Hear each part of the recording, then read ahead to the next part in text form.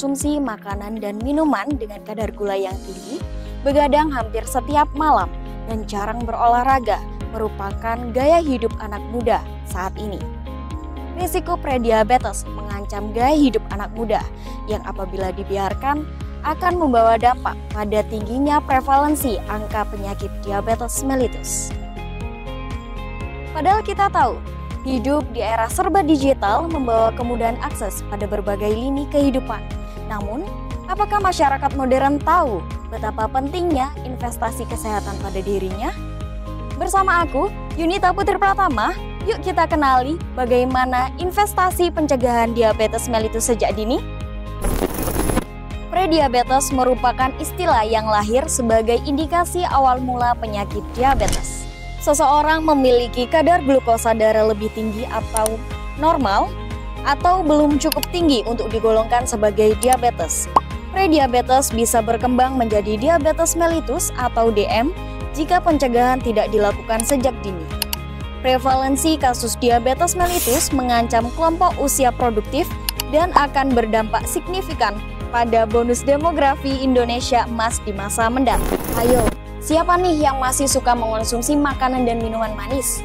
Kalian tahu nggak sih berapa banyak kandungan gula pada makanan tersebut? Healthies, yuk mulai sekarang peduli dan batasi konsumsi gula agar tubuh kalian lebih sehat dan produktif.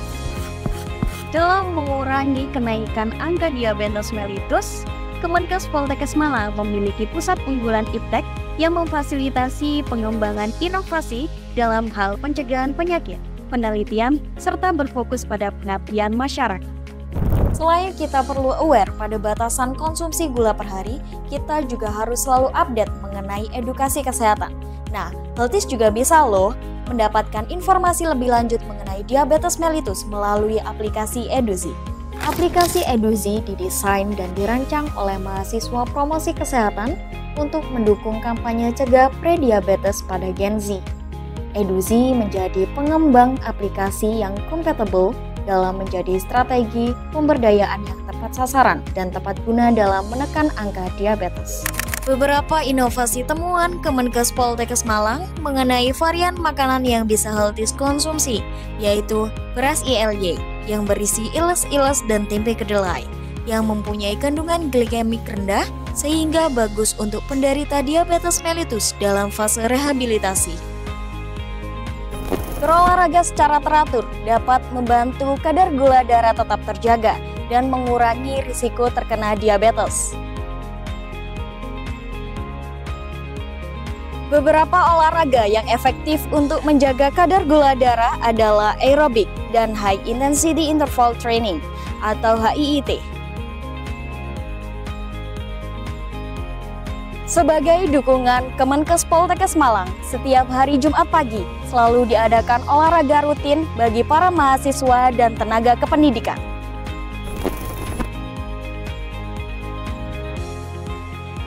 Kamu tahu nggak sih, minum air mineral itu lebih sehat?